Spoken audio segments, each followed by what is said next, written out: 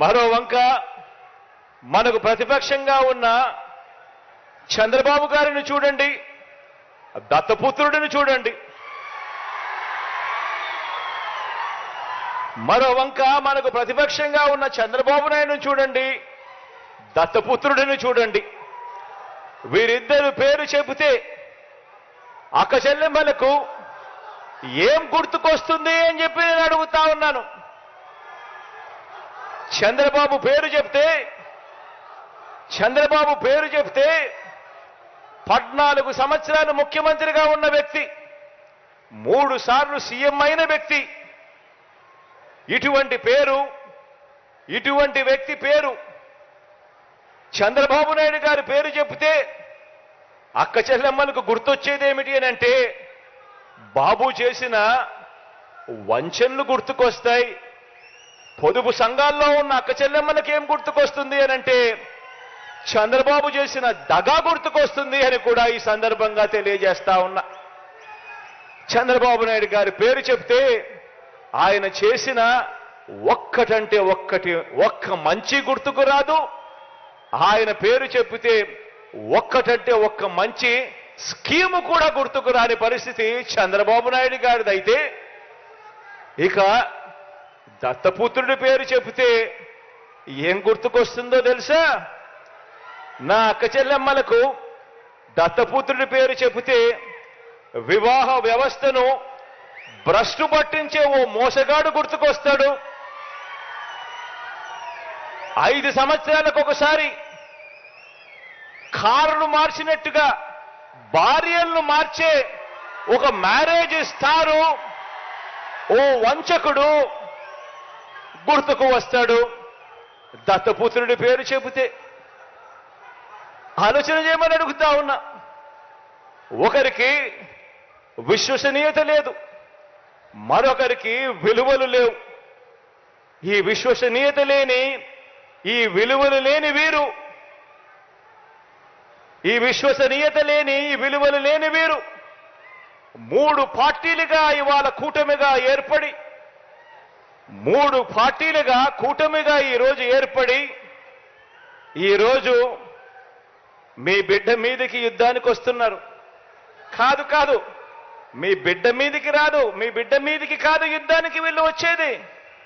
3 పార్టీలుగా వీళ్ళు కూటమిగా ఏర్పడి పేదవాడి భవిష్యత్ మీదకి వీళ్ళు యుద్ధానికి వస్తా ఉన్నారు.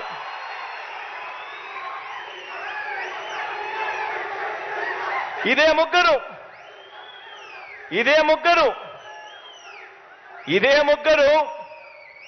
ఇదే చంద్రబాబు, ఇదే పవన్ కళ్యాణ్, ఇదే దత్తపుత్రుడు, ఇదే బీజేపీతోనే కలిసి 2014లో కూడా ఇప్పుడు చెప్తా ఉన్న మోసపూరిత వాగ్దానాలు మాదిరిగానే 2014లో కూడా ఇదే మాదిరిగా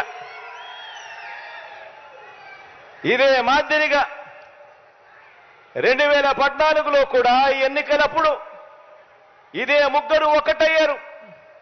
ఇదే ముగ్గురు ఒకే స్టేజ్ మీద కూర్చున్నారు. ఇదే ముగ్గురు ఒక కూటమిగా ఏర్పడ్డారు. ఏర్పడిన ఏకంగా ఇదే పెద్ద మనిషి చంద్రబాబు నాయుడు గారు ఎన్నికల మేనిఫెస్టో అంటూ ఈ మాదిరిగా ఇచ్చి ఏకంగా చంద్రబాబు నాయుడు గారు సంతకం పెట్టి మరి ఈ మాదిరిగా ప్రతి ఇంటికి కూడా పంపించాడు ఈ పెద్ద మనిషి చంద్రబాబు గారు. ఇందులో ఈయన రాసిన మాటలు, రాసిన వాగ్దానాలు, రైతులకు రుణమాఫీ పైన మొదటి సంతకం చేస్తానన్నాడు. 87,612 కోట్ల రూపాయల రైతుల రుణాలు మాఫీ చేస్తానని చెప్పి ఎగనామం పెట్టాడు. పొదుపు సంఘాల రుణాలు పూర్తిగా రద్దు చేస్తానన్నాడు. ఏకంగా 14,205 కోట్ల రూపాయలు నా అక్క చెల్లెమ్మలను అడ్డగోలుగా మోసం చేశాడు. మహిళా రక్షణకు ఉమెన్ ప్రొటెక్షన్ ఫోర్స్ ఏర్పాటు చేస్తామన్నారు. మహిళా రక్షణకు ఉమెన్ ప్రొటెక్షన్ ఫోర్స్ కథ దేవుడెరుగు. విజయవాడ నగరంలో ఏకంగా కాల్ మనీ సెక్స్ రాకెట్ నడిపించారు. ఆడబిడ్డ పుట్టిన వెంటనే మహాలక్ష్మి పథకం కింద 25,000 రూపాయలు ప్రతి అక్క చెల్లెమ్మ కుటుంబ ఖాతాల్లోకి వేస్తాను.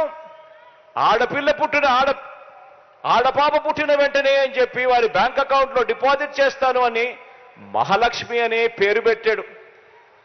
ఒక్కరికైనా కూడా ఆడపిల్ల పుట్టినప్పుడు మీకు కానీ, మీకు తెలిసిన వ్యక్తులకు కానీ, మీకు తెలిసిన అక్క చెల్లెమ్మలకు కానీ ఒక్కరికైనా వారు ఆడపిల్లలు పుట్టినప్పుడు 25,000 రూపాయలు వాళ్ళ బ్యాంక్ అకౌంట్లోకి డిపాజిట్ చేసినాడా అని అడుగుతాను నేను.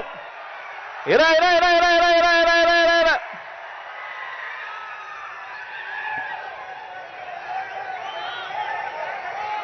ఇంటికో ఉద్యోగం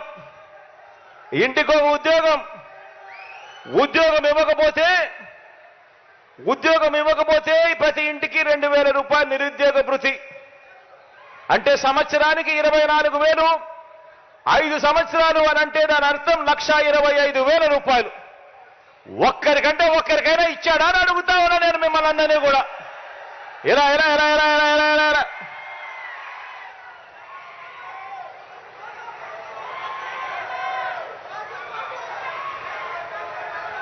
ఈ మాదిరిగా పాంఫ్లెట్లు చూపించాడు. రాష్ట్రాన్ని శ్రీలంక చేస్తారన్నాడు, రాష్ట్రాన్ని సింగపూర్ చేస్తారన్నాడు.